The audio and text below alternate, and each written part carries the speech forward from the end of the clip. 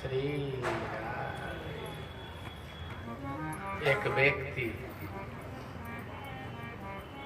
बहुत अच्छा व्यक्ति, शादीशुदा, बच्चे हैं घर में, अच्छे से कमा रहा है, खा रहा है। एक दिन उसके और उसकी पत्नी के बीच में झगड़ा हो जाता है। और मजे की बात है, झगड़ा पति पत्नी में होती है और कारण कुछ नहीं है। अगर उनको बिठा के कारण ढूंढें आप, तो कारण कुछ मिलता ही नहीं। विचित्र झगड़े हैं। मैंने कई पति और पत्नियों को बिठाया, सोचा भाई कोई बहुत बड़ा विशाल कारण होगा, इसको दूर निवारण किया जाए। पता चला कारण ही नहीं है कुछ।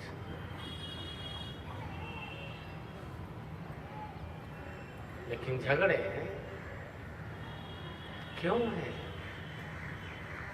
क्योंकि मन की स्थिति पे आप जीते हैं। आपने कभी बुद्धि का प्रयोग किया? करते हैं, परंतु कब?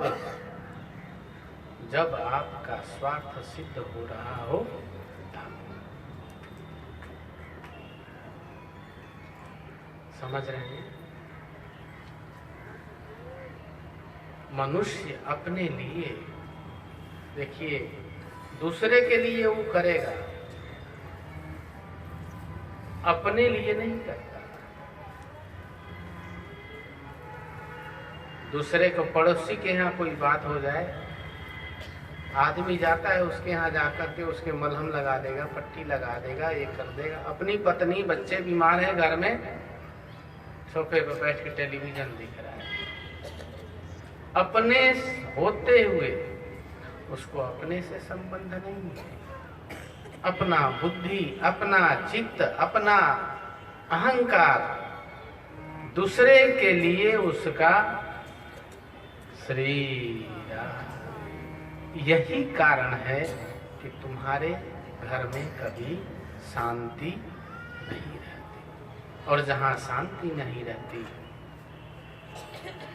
गोस्वामी जी ने रामायण जी में साफ लिखा है कि जहाँ सुमति तहाँ संपत्ति नाना, जहाँ कुमति तहाँ विपत्ति निदान। ये तो जीवन का हो गया, घर का हो गया। सोचिए, विचारिए और अपने आप को स्थित करिए।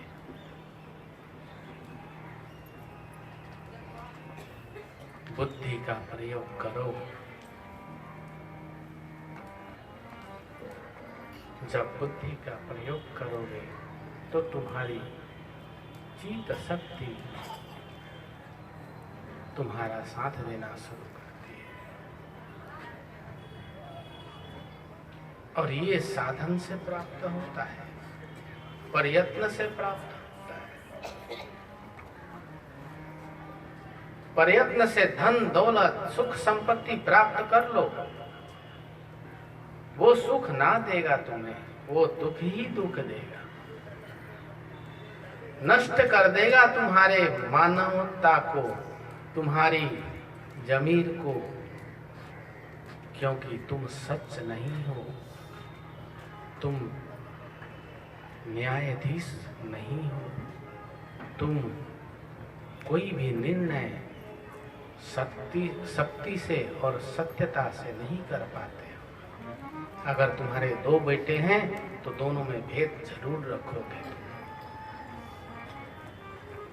समझ गए? दो बेटियां हैं तो दोनों में भेद रखोगे, नहीं रखोगे, ऐसा हो ही नहीं सकता।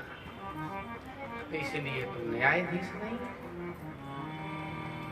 जितनी भी है तुम्हारा भेद पूर्वक है, वो न्याय पूर्वक नहीं है।